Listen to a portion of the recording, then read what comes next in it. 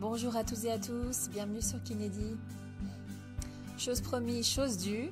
Voici comme promis donc la traduction intégrale en français de l'entretien que j'ai eu avec Angela Cadogan. Le podcast vous pouvez déjà écouter en version originale qui a été publiée la semaine dernière. Donc voici la version en français. Pardonnez-moi, j'ai la voix cassée, donc j'espère que ça restera compréhensible. Et aussi, je voulais vous dire, n'hésitez pas à regarder les liens dans la description parce que Angela m'a envoyé plusieurs liens concernant ses formations, ses e-books gratuits d'ailleurs, dans la description de l'épisode. Donc allez-y, n'hésitez pas à jeter un coup d'œil. Et enfin, je vous remercie d'avance, ce serait génial de pouvoir laisser 5 petites étoiles sur votre plateforme d'écoute, vous abonner si possible. Je sais que vous pouvez laisser 5 petites étoiles sur Spotify et sinon vous abonner sur votre plateforme d'écoute et puis n'hésitez pas à laisser un commentaire, ça fait toujours plaisir. Allez, je vous souhaite une bonne écoute. Bonjour Angela, merci beaucoup d'avoir accepté l'invitation aujourd'hui. Je vous remercie Gabrielle, c'est un grand plaisir pour moi d'être ici. De même, je suis très enthousiaste à l'idée de ce podcast. Nous allons parler de l'épaule. C'est votre domaine d'expertise, car vous êtes en fait une spécialiste de l'épaule en Nouvelle-Zélande. C'est exact ? C'est exact, oui. Je suis une spécialiste certifiée en kinésithérapie en Nouvelle-Zélande. Et l'épaule est mon domaine de sous-spécialité. Oui, c'est vrai. Il y a beaucoup de spécialistes de l'épaule en Nouvelle-Zélande ou vous êtes la seule ? Il y a actuellement 18 spécialistes en kinésithérapie en Nouvelle-Zélande, mais pour la sous-spécialité de l'épaule, il n'y en a que 2, Maggie Holds et moi-même. Maggie travaille à Auckland en Nouvelle-Zélande et je suis basée à Christchurch dans l'île du sud de la Nouvelle-Zélande. Super. Pouvez-vous nous parler un peu de vous et nous dire pourquoi vous avez décidé de vous spécialiser dans l'épaule ? Oui, c'est un parcours assez long, je suppose. Pour faire court, j'ai obtenu mon diplôme en tant que jeune diplômée. J'ai commencé à travailler dans un hôpital en cardio-respiratoire et comme beaucoup de kinés néo-zélandais, je suis partie à l'étranger au bout de 2 ans. J'ai donc travaillé aux États-Unis pendant 2 ans où j'ai fait plusieurs choses. Je suis revenue en Nouvelle-Zélande et c'est là que j'ai commencé à travailler dans un cabinet privé. Il s'agit donc principalement de kiné musculo-squelettique liée aux blessures et aux traumatismes musculo-squelettiques. J'ai toujours été intéressée par la kiné musculo-squelettique et aussi par la kiné du sport. J'ai d'ailleurs commencé par m'orienter vers la kiné du sport. J'ai donc commencé à voyager avec des équipes sportives et je suis allée en Australie où j'ai obtenu mon master en kiné du sport. Et à mon retour d'Australie, j'ai trouvé un emploi auprès de l'équipe féminine de cricket de Nouvelle-Zélande. Je suis sûre que beaucoup d'entre vous connaissent le cricket, mais il y a beaucoup de blessures dues au lancer et c'est là que mon intérêt envers l'épaule a commencé. J'ai donc commencé à m'intéresser de près à l'épaule du lanceur. J'ai suivi cette voie pendant plusieurs années et c'était à l'origine l'objectif de mon doctorat, un doctorat sur l'épaule du lanceur. Mais en faisant le travail de fond que vous devez faire pour un doctorat, il est devenu clair qu'il y avait des problèmes beaucoup plus importants et en particulier autour du diagnostic. Si nous cherchons à étudier une affection particulière de l'épaule, la première question à se poser est la suivante. Dans quelle mesure sommes-nous capables d'identifier cette affection et de poser un diagnostic ? C'est ce qui m'a amené à m'orienter davantage vers le diagnostic. J'ai ensuite rencontré le Dr Mark Laslett, qui, je sais, a déjà participé à votre podcast. Et j'ai fini par passer mon doctorat sur le diagnostic de la douleur de l'épaule. Mark était un de mes superviseurs pour ma thèse, pour mon doctorat, et depuis lors. Donc j'ai terminé mon doctorat en 2012, et depuis, je ne vois que des épaules. C'est donc tout ce que je vois dans ma pratique clinique aujourd'hui.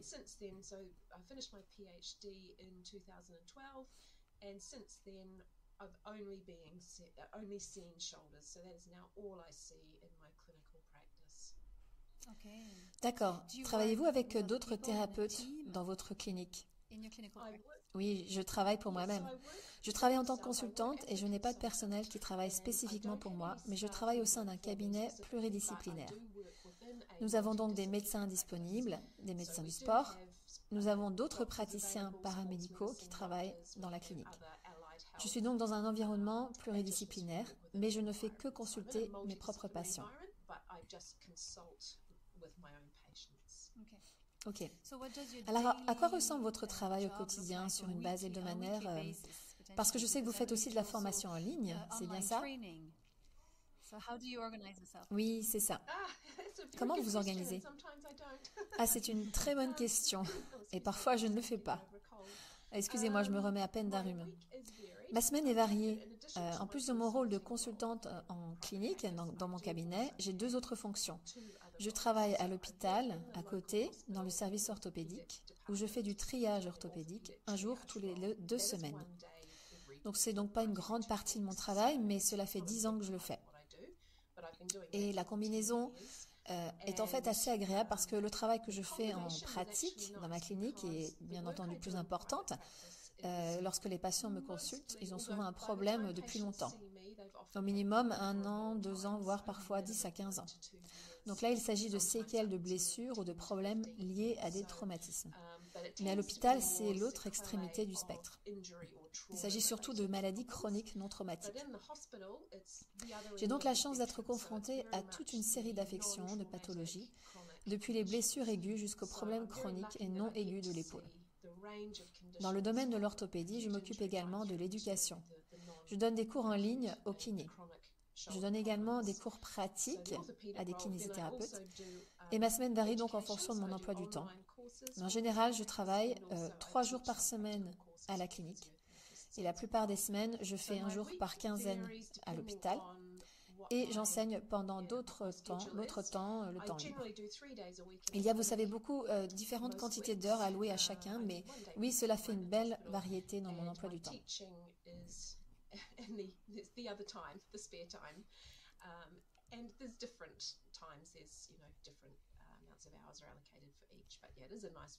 Ok, est-ce qu'on peut parler de la notion de triage?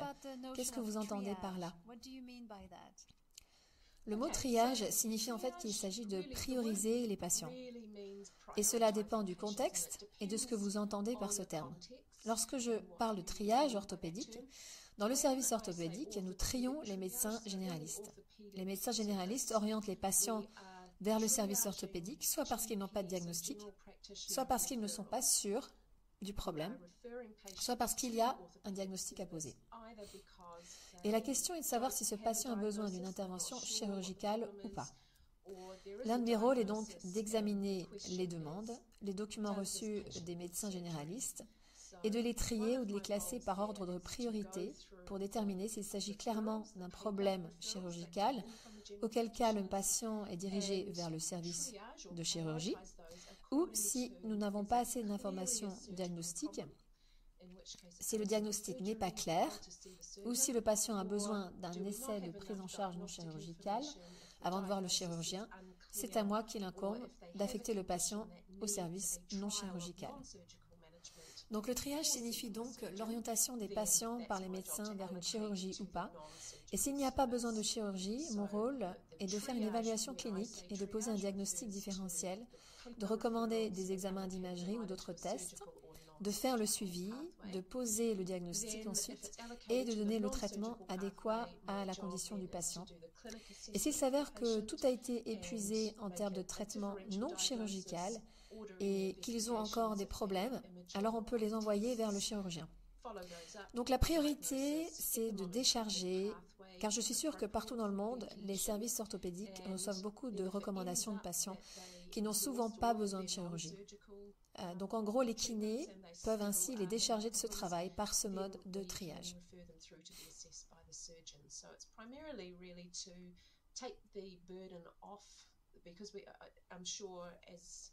Everywhere else in the world, the orthopedic services have a lot of referrals for patients, very often who may not need surgery. So it's just a way of using physiotherapists to help relieve that burden. Oui, c'est vrai. Pouvons-nous parler un peu de votre processus d'évaluation et comment vous traitez les patients? Donc un nouveau patient qui vient vous voir après avoir éliminé tous les signaux d'alarme, tous les traumatismes, les fractures, les traumatismes liés au sport, les drapeaux rouges. Quelle est votre façon de procéder? Donc, dans mon rôle de spécialiste, pour venir me voir, les patients sont adressés selon les critères suivants. Ils ont déjà suivi un traitement en kinésithérapie, mais ils ne progressent pas. Et donc, ils demandent à être réexaminés, car ils sont considérés comme complexes. Donc, ce sont donc les seuls patients que je vois actuellement au cabinet. Je ne vois donc pas les patients en phase aiguë.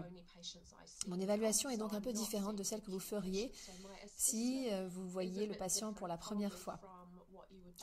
Dans mon environnement et dans celui de la plupart des autres spécialistes en Nouvelle-Zélande, les kinés spécialistes travaillent de manière très similaire, c'est-à-dire que la première chose que je fais avant même de voir le patient, c'est lui envoyer des questionnaires à répondre en ligne. Pour moi, les questionnaires en ligne couvrent toute une série de choses. Donc, ils recueillent toutes les informations démographiques sur le patient. Donc, ce sont de brèves informations sur sa situation sociale, ses loisirs, les sports qu'il pratique. Nous obtenons des informations sur sa santé, c'est-à-dire ses antécédents médicaux, les traitements médicaux qu'il prend, les antécédents chirurgicaux, et je recueille également des informations sur la douleur du patient et un handicap potentiel. Donc je recueille tous ces scores de douleur, les scores analogiques visuels de la douleur, notés à 0 sur 10. Ils remplissent aussi le questionnaire qui s'appelle SPADI, donc c'est l'indice de douleur et d'invalidité de l'épaule. En cas d'instabilité de l'épaule, ils remplissent aussi le score d'Oxford pour l'épaule. Donc je rassemble 3 autres questionnaires d'évaluation. L'un d'entre eux concerne la kinésiophobie. Il y a le PHQ-2, c'est un outil de dépistage de la dépression et de l'anxiété qui permet d'identifier les patients susceptibles de présenter des troubles dépressifs. Il y en a d'autres, il y en a un autre, mais il m'a échappé pour le moment et j'y reviendrai. Mais oui, donc il s'agit d'un bref ensemble d'outils de dépistage qui me permet de me faire une idée du patient, de ce qui est important pour lui, des activités dans lesquelles il est impliqué, de voir ses antécédents médicaux et de faire un bref dépistage psychosocial. Ce dépistage psychosocial, il est beaucoup plus approfondi. Mais la question que je pose est la suivante. D'après mon expérience, ce sont ceux qui donnent de bonnes informations, à savoir qu'il peut y avoir un problème de kinésiophobie. Ah oui, c'est le questionnaire PSEQ, Pain Self-Efficacy, c'est l'auto-efficacité face à la douleur, c'est celui que j'ai oublié tout à l'heure. Et s'il y a aussi des troubles dépressifs significatifs. Donc tout cela se passe avant même que je ne voie le patient. Donc c'est automatisé. Et je reçois un rapport qui est joint à la recommandation du médecin avant que le patient n'arrive. Une fois le patient arrivé, je procède à l'évaluation clinique habituelle. L'une des choses que j'ai apprises en tant que spécialiste, c'est de ne présumer de rien. Ainsi, ce n'est pas parce que quelqu'un m'est envoyé par son médecin pour une douleur à la coiffe des rotateurs ou pour une épaule gelée que je vais présumer que c'est le cas. Dans tous les cas, je commence toujours par une évaluation basique de l'épaule, juste pour m'assurer que rien n'a été oublié. Du point de vue du diagnostic, et dans un nombre assez surprenant de cas, c'est souvent le cas, vous allez déceler quelque chose qui a évolué sans doute depuis que le patient a été référé. Donc, parfois, les patients doivent attendre 1 mois ou 2 avant de me voir, parfois même plus longtemps, en fonction des recommandations du médecin. Mais oui, par exemple, les épaules gelées, qui peuvent évoluer sur une période de temps, et entre le moment où le patient est référé, il peut se passer 2 mois, le tableau clinique peut être différent. C'est pourquoi je ne présume de rien. Donc, je procède à une évaluation diagnostique pour déterminer s'il s'agit d'une raideur de l'épaule, d'une instabilité ou d'un problème d'épaule instable, d'un trouble de la coiffe des rotateurs ou au niveau de l'articulation acromio-claviculaire et plein d'autres choses que nous voyons souvent. Je pose donc beaucoup de questions liées au domaine psychosocial.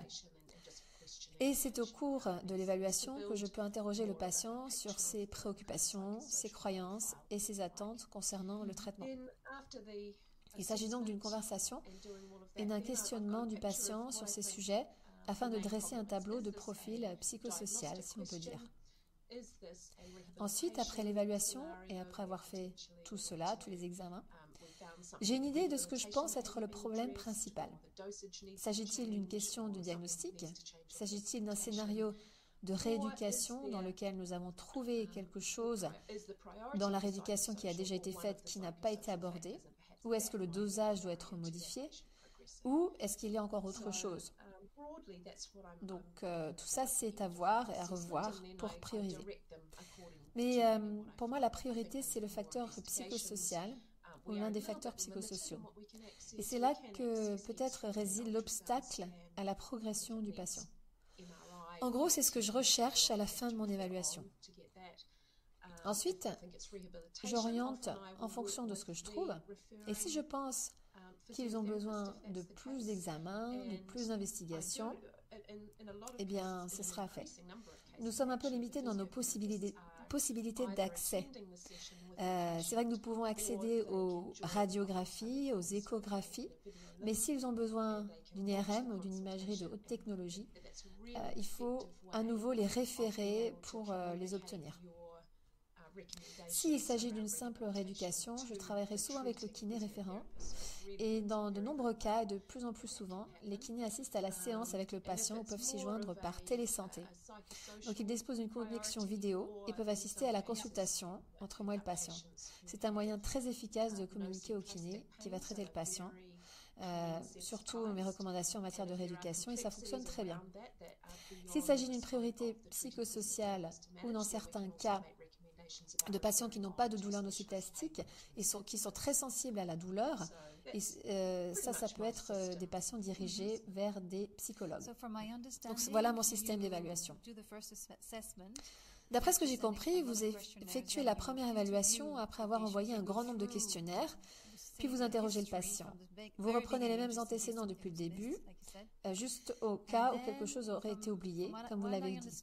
Ensuite, vous faites une sorte de triage vous-même, puis vous orientez le patient vers le kiné qui fera par exemple les exercices ou le médecin qui fera l'imagerie ou les psychothérapeutes si nécessaire s'il s'agit d'un problème plus psychosocial. C'est bien ça?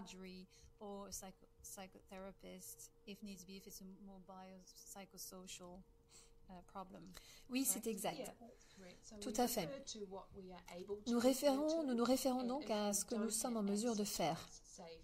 Et si nous n'avons pas de droit d'accès, par exemple pour la psychologie, tout l'aspect psychologique ou autre chose, c'est le médecin généraliste, le médecin du patient, c'est le point central pour nous permettre de faire des recommandations. Ils peuvent ensuite nous orienter vers d'autres services si nécessaire. Dans quel cas recommandez-vous l'imagerie pour une épaule raide ou instable? Quels sont les symptômes?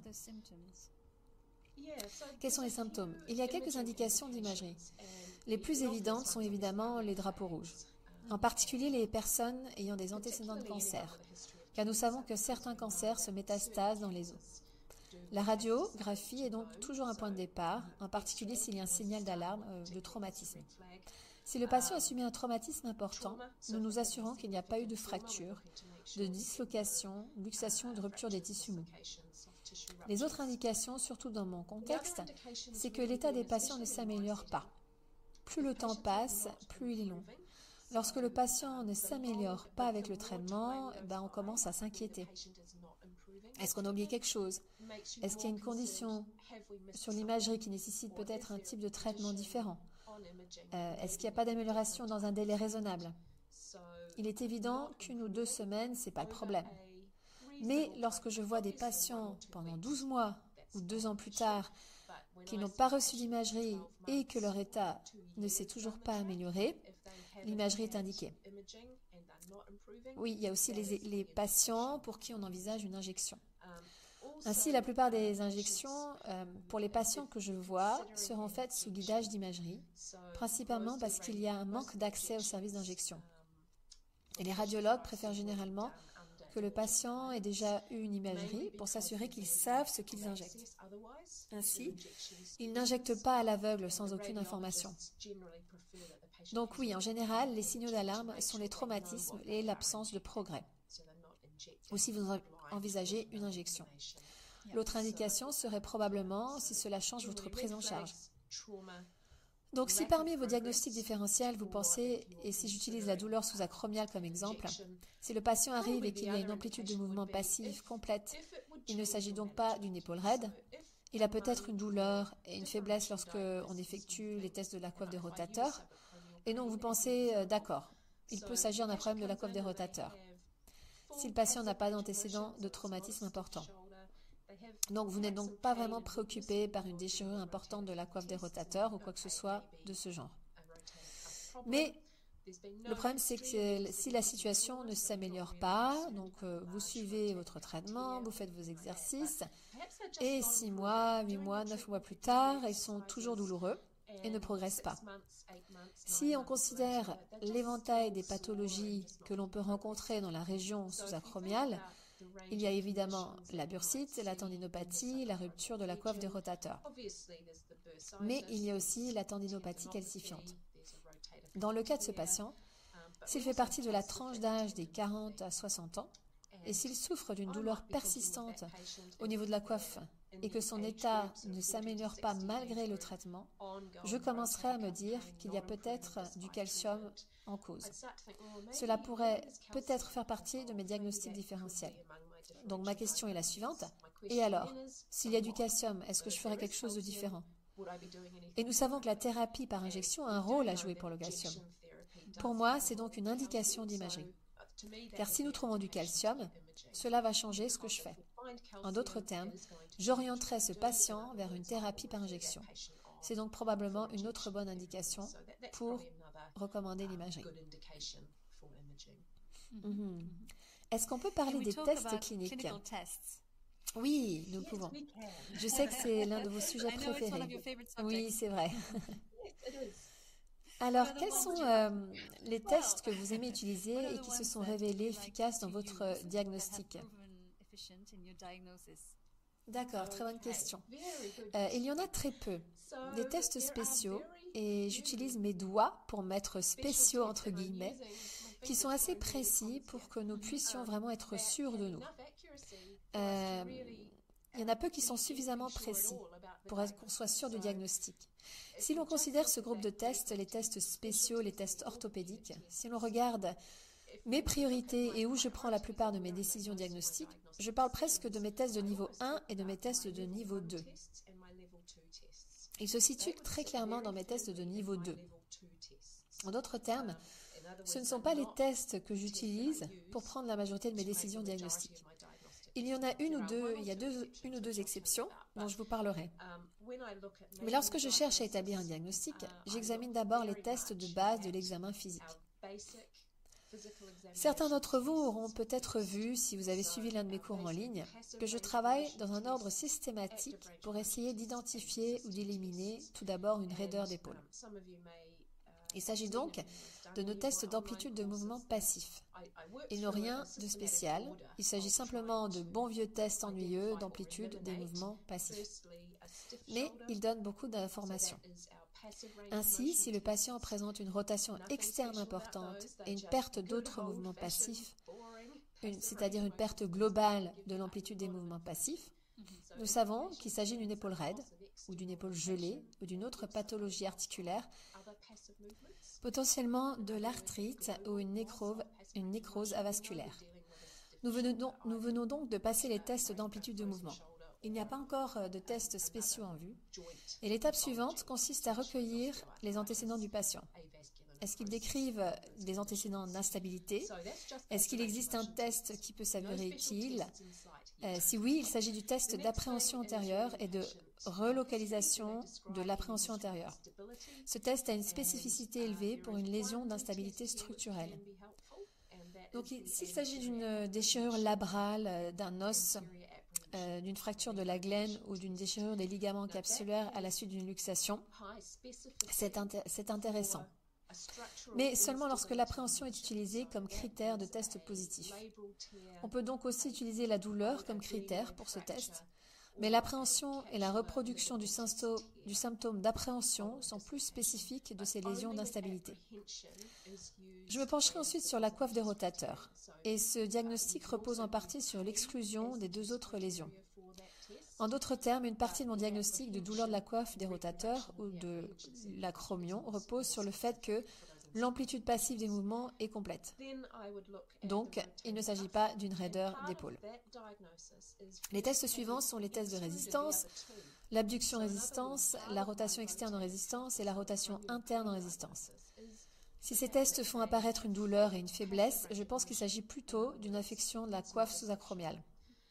C'est là qu'interviennent les tests spéciaux pour le conflit d'épaule, si vous voulez, ou la douleur de la coiffe des rotateurs. Ils sont très populaires et sont encore largement enseignés, je crois, mais ils ne sont pas spécifiques d'une pathologie particulière de la coiffe des rotateurs. Vous pouvez donc avoir un test de Hawkins ou de Kennedy positif. Et cela met sous tension autre chose que la coiffe des rotateurs, puisque ça sollicite également l'articulation acromioclaviculaire, le labrum glénoïdien. Donc ce n'est pas spécifique à la douleur de la coiffe des rotateurs. Pour moi, c'est un test de niveau 2.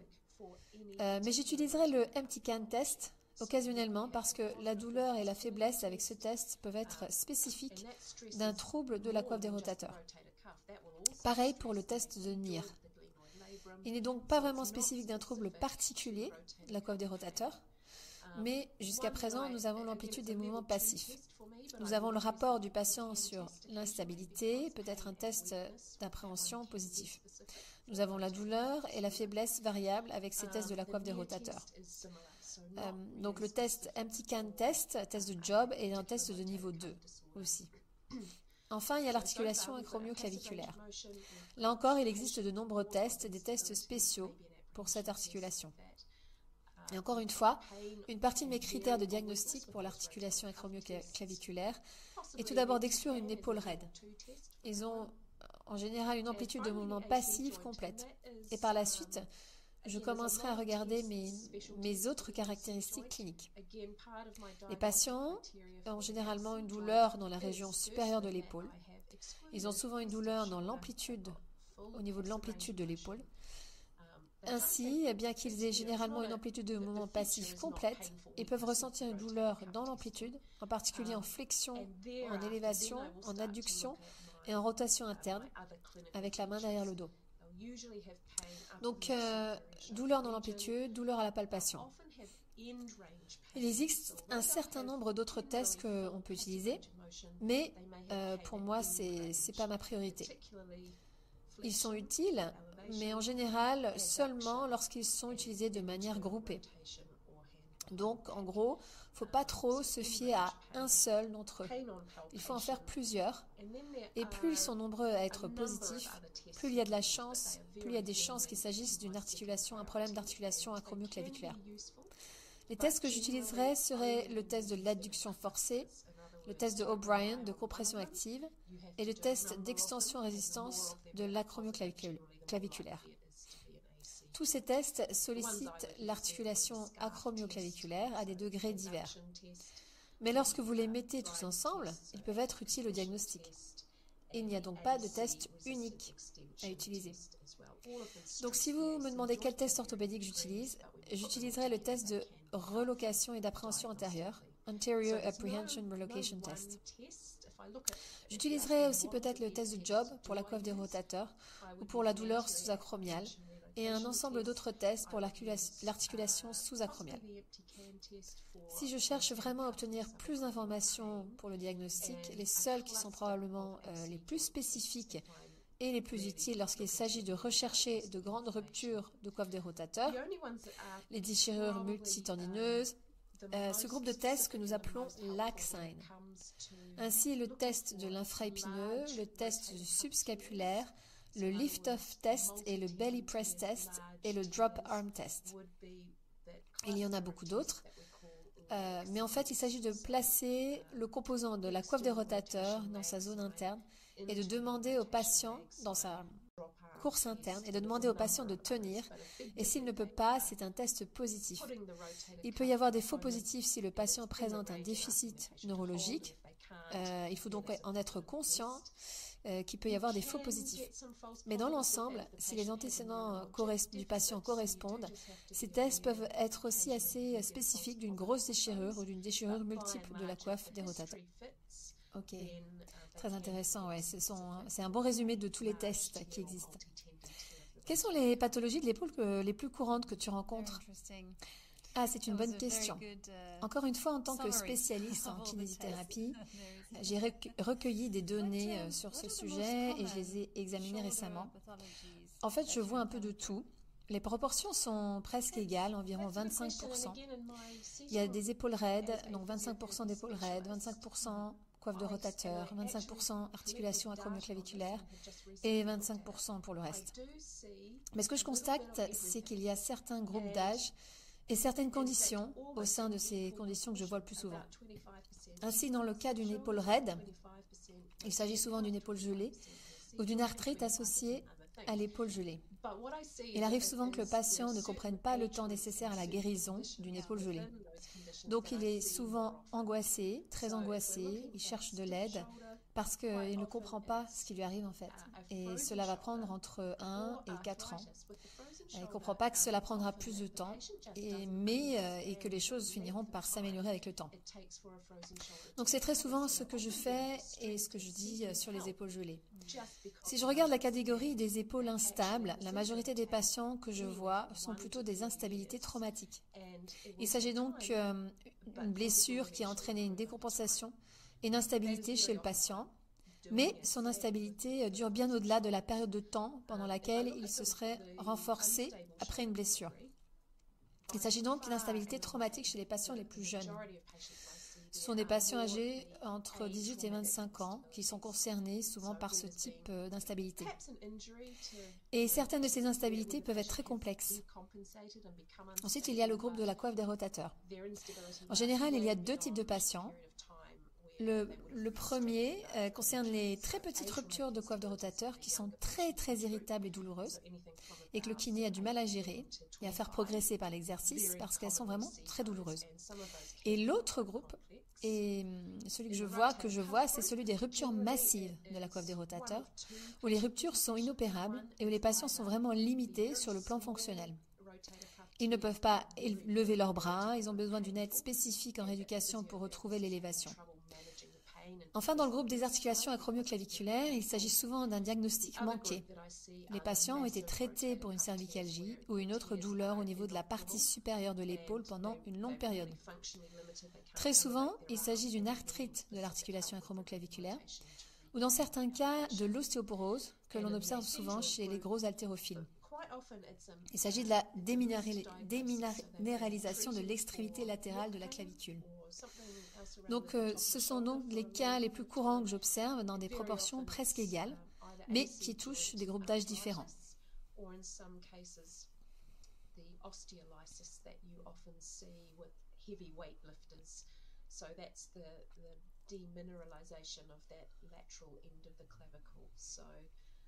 Those would be the most common things that I see in almost equal proportion, but affecting different age groups. Très intéressant, oui, c'est vrai. Je pensais que la rupture de la coiffe des rotateurs affectait la plupart du temps les personnes âgées. Est-ce que c'est ça? Oui, ça peut être vrai. En fait, je ne suis pas sûre d'avoir jamais vu une rupture traumatique ou non traumatique de la coiffe des rotateurs chez une personne âgée de moins de 45 à 50 ans. Il semble donc que c'est à partir de 50 ans que les ruptures de la coiffe des rotateurs commencent à apparaître. Nous savons également, grâce à la recherche, que la prévalence de ces ruptures augmente avec l'âge, qu'il s'agisse de ruptures symptomatiques ou ruptures asymptomatiques. C'est donc plutôt le groupe d'âge le plus élevé qui est concerné. Si vous constatez une rupture de la coiffe des rotateurs chez un patient plus jeune, il s'agit souvent d'une rupture de la coiffe des rotateurs à la suite d'une luxation de l'épaule. Donc c'est plutôt une déchirure traumatique, mais il est rare qu'une jeune personne sans antécédent traumatique présente une rupture de la coiffe.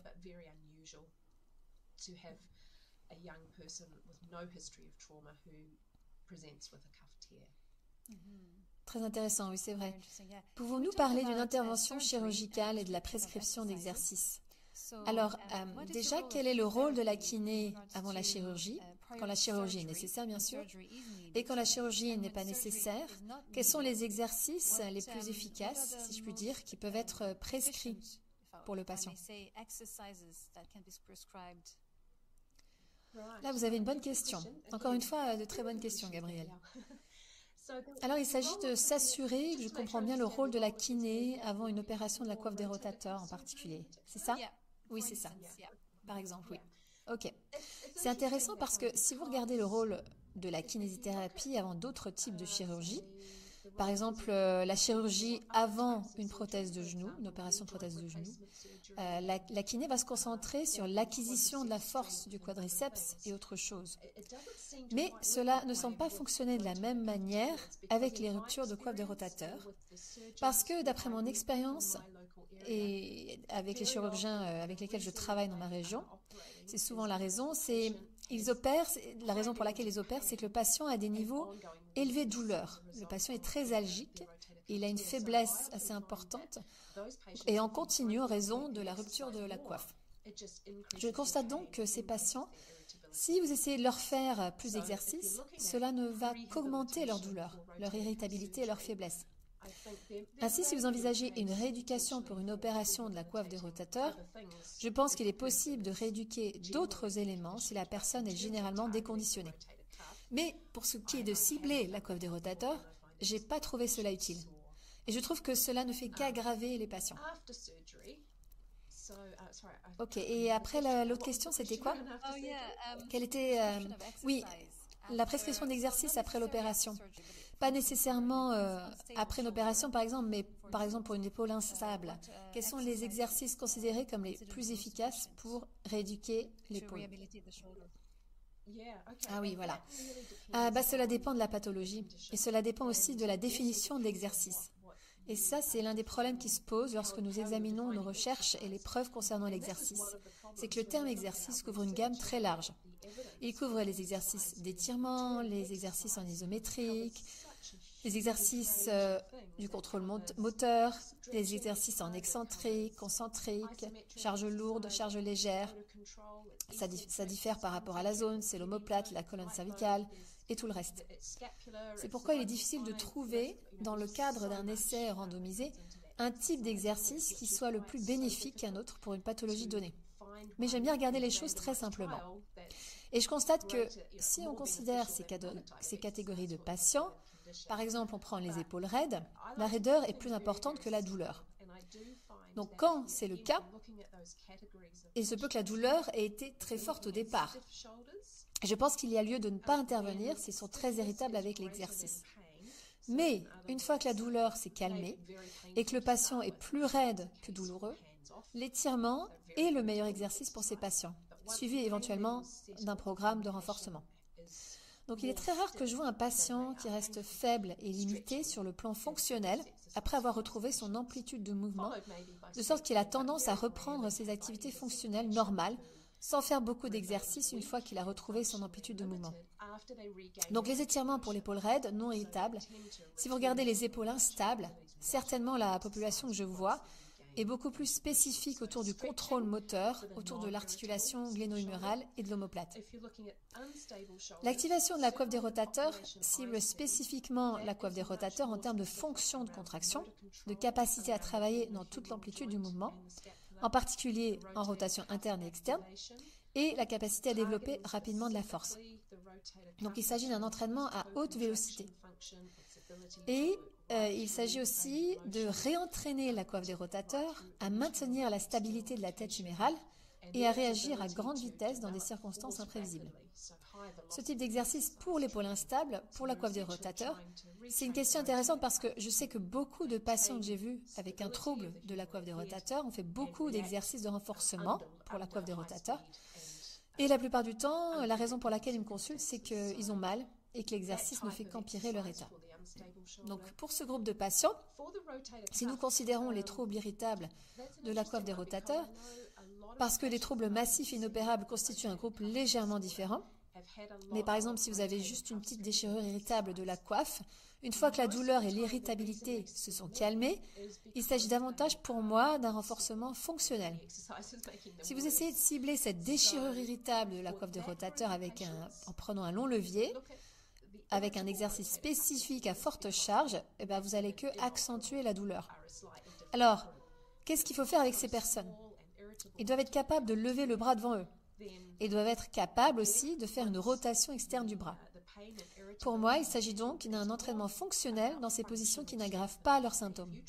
Donc il n'est pas nécessaire qu'il y ait de douleur, mais tant que cela n'aggrave pas la douleur, peu importe les muscles qu'ils utilisent.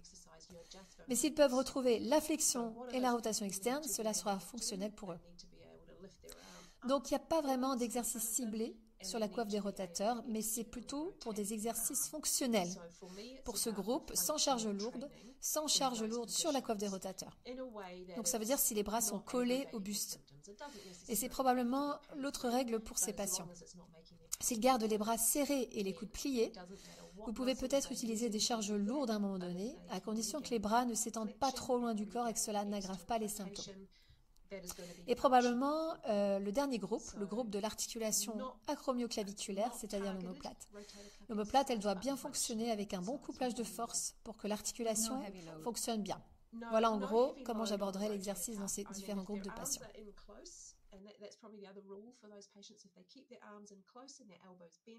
You might be able to get heavy at some point as long as their arms are not extending a long way from their body and as long as it's not making their symptoms any worse.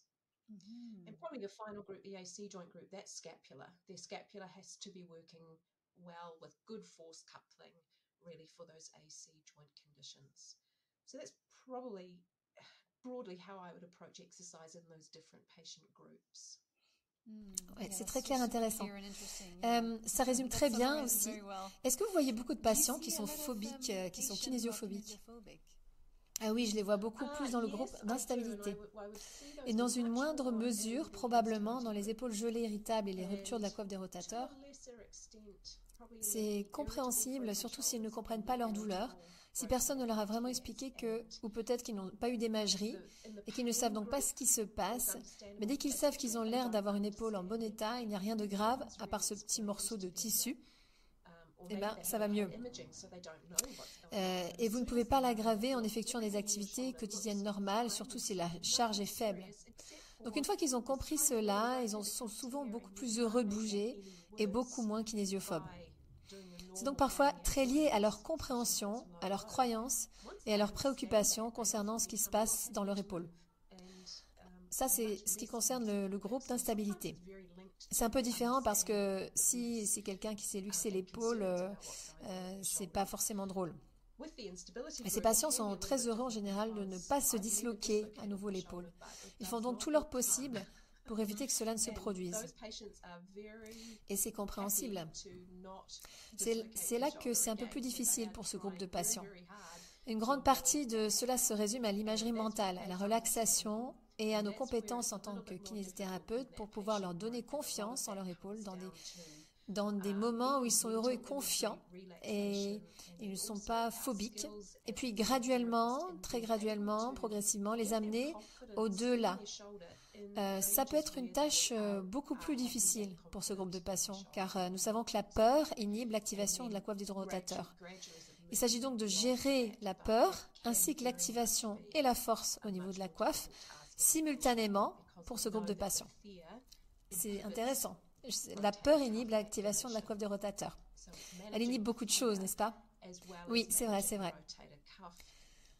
Concernant l'aspect biopsychosocial, si on prend une catégorie, par exemple l'épaule instable, la coiffe des rotateurs, l'articulation acromioclaviculaire, est-ce qu'il y a une population en particulier qui est plus difficile à traiter en termes d'aspect bio et en termes d'aspect psychosocial? Je ne sais pas si je suis claire. En fait, est-ce qu'il y en a un qui est un peu plus phobique? Donc, vous parliez tout à l'heure de l'épaule instable, ça c'est une population plus phobique, mais parce qu'ils ont peur de se déboîter l'épaule à nouveau. Mais est-ce qu'il y a une tranche d'âge ou une population spécifique concernant une pathologie en particulier qui est un peu plus difficile à traiter? Oui, c'est une question intéressante. Je pense que ça dépend de la nature du problème psychosocial. Et je pense que la peur est un gros problème dans ce groupe d'instabilité pour beaucoup de patients. Je trouve que, comme je l'ai déjà mentionné, les aspects cognitifs du problème psychosocial sont importants. Il s'agit des croyances du patient, de sa compréhension de son état, de ses attentes en matière de traitement et des délais de traitement, des résultats escomptés et du pronostic. Je trouve que c'est un aspect assez courant. Une fois que vous avez abordé toutes ces questions et que le patient a compris son problème, ses craintes ont été dissipées. En d'autres termes, avec la coiffe des rotateurs, si je soulève mon petit-fils de 2 ans, je vais me la déchirer, je ne pourrai plus lever les bras. Vous savez, une fois que vous avez ajusté leur compréhension et qu'ils comprennent les attentes concernant le traitement, la durée de celui-ci, ça va mieux. Je leur dis, je ne m'attends pas à ce que vous sentiez mieux demain, mais dans 2 semaines, vous devriez commencer à remarquer un changement. Dans l'ensemble, le traitement va durer 9 mois ou jusqu'à 9 mois. Une fois qu'ils ont compris tout cela, ce que je constate, c'est que c'est plus facile. C'est la percée nécessaire pour que les patients aillent de l'avant. Tout le monde est sur la même longueur d'onde et on peut avancer ensemble en comprenant tous les résultats attendus. Et je trouve que ce discours, ça aide un grand nombre de patients. Et je trouve que probablement que ceux qui peuvent être difficiles sont ceux qui ont des problèmes de santé mentale diagnostiqués. Si on examine l'aspect psychologique de la question, s'ils souffrent de troubles dépressifs ou anxieux, graves ou importants, ça peut être une problématique. Ça ne veut pas dire que nous ne pouvons pas les traiter et que nous les envoyons se faire soigner ailleurs. Ça signifie simplement que s'ils ont besoin de beaucoup plus de temps et de compréhension, souvent, plus que d'autres, on peut leur donner, là où normalement nous donnons à quelqu'un 3 ou 4 exercices à faire, ces patients ont peut-être besoin que d'1 ou 2 exercices. Et comme ça, ils peuvent se concentrer sur eux-mêmes et les travailler à un rythme plus long. Donc je pense que les troubles mentaux diagnostiqués, s'ils constituent vraiment un obstacle majeur à la rééducation, le mieux pour ces patients, c'est de mettre la kiné en attente et d'aller gérer d'abord ces troubles, puis de revenir lorsqu'ils sont en meilleure position pour travailler sur la rééducation. C'est quelque chose que je n'ai pas à faire très souvent. J'ai une patiente qui venait de quitter une relation très violente, physiquement violente, et qui avait une ordonnance, une injonction d'éloignement. Elle se présentait devant les tribunaux pour obtenir la garde de ses enfants. Et entre tous les rendez-vous qu'elle avait et le stress accumulé, elle n'était pas en mesure de s'occuper de sa rééducation et d'y consacrer tous ses efforts. Donc, on s'était mis d'accord avec elle et on lui a dit, en fin de compte, il faut que vous partiez, que vous gériez votre situation familiale d'abord, et quand vous serez prête, vous reviendrez me voir et on pourra continuer la rééducation, parce que cela ça ajoutait du stress en plus à sa vie. Et donc, voilà, parfois c'est une question de timing et de priorité. Combien de fois voyez-vous un patient avant de l'adresser à un autre professionnel environ? En fait, je vois 63% de mes patients, d'après mes propres données, je les vois qu'une fois.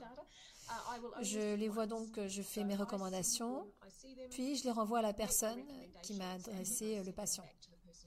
Mais si la question est de savoir comment, dans des circonstances normales, à quelle fréquence les verrai-je, tant que je suis convaincue d'avoir au moins exclu toute pathologie significative qui nécessite une orientation en plus différente, je vois généralement les patients 2 ou 3 fois. Et si ne change pas comme je m'y attendais, après 2 séances, voire 3 séances, je pose alors une question. Je me demande si j'ai raté quelque chose. Je me demande, est-ce qu'il s'agit d'un mauvais diagnostic? Est-ce que c'est un mauvais traitement ou c'est le bon traitement? Est-ce que je ne l'applique pas correctement? Voilà donc les 3 questions que je me pose. Et cela varie en fonction de ce que je traite et de ce que j'attends en termes de temps, que je pense nécessaire pour que les choses se manifestent et montrent un changement. Mais en général, je dirais après 2 ou 3 séances, s'il n'y a pas d'amélioration, il faut se poser ces questions et agir en conséquence. Oui, ok, très bien, oui. Angela, ma dernière question est, si vous deviez parler à quelqu'un qui veut devenir un spécialiste de l'épaule, quel serait votre conseil pour eux? Mon conseil serait que vous devenez très bon, très très bon sur les bases, tout ce qui est très basique. En fait, tout ce que font les experts, c'est de faire très très bien les choses basiques. Et dans de nombreux cas, comme je l'ai indiqué dans quelques exemples aujourd'hui, ce sont les choses les plus simples qui ont été oubliées. Il faut donc devenir très bon dans l'exécution des tâches de base, l'exécution basique, et rechercher toutes les formations possibles sur l'épaule et l'exécution des tâches, des tests, d'évaluation de base de l'épaule. Je pense qu'il faut aussi chercher à critiquer sa pratique. Je ne sais pas ce qu'il en est dans les autres pays, mais en Nouvelle-Zélande, il n'est pas très courant qu'une fois que vous ayez obtenu votre diplôme de kiné, quelqu'un vous regarde pratiquer, vous donne des commentaires, des conseils et vous fasse une critique constructive. Vous devez donc chercher quelqu'un qui peut vous donner les commentaires dont vous avez besoin pour aller de l'avant. Ensuite, il faut du temps. Cela ne se fait pas du jour au lendemain. Il m'a fallu une vingtaine d'années pour devenir un spécialiste de l'épaule, selon les critères de spécialisation en Nouvelle-Zélande. Et une fois que j'ai jeté mon dévolu sur l'épaule, quoi qu'il en soit, une fois que vous avez jeté votre dévolu sur l'épaule, quoi qu'il en soit, repassez très bien les bases et demandez un retour d'informations, des conseils sur votre pratique et aussi acceptez que cela prend du temps. According to the New Zealand requirements for specialisation anyway. So do the basics very well, seek feedback and just understand it takes time. Très bien, c'est formidable. Sur ce, nous allons vous laisser. Merci beaucoup Angela, c'était très intéressant. Je vous remercie pour votre temps et je vous souhaite une bonne journée. Merci Gabrielle, c'est un plaisir d'être ici. Vous aimez ce podcast ? Vous avez apprécié cet épisode ? Si oui, pourquoi pas laisser 5 petites étoiles sur votre plateforme d'écoute et cliquer sur le bouton s'abonner. N'hésitez pas aussi à laisser un avis ou bien à me faire un retour direct sur l'adresse email suivante kinégabrielle @gmail.com. Merci à toutes et tous et à la semaine prochaine sur Kinédi.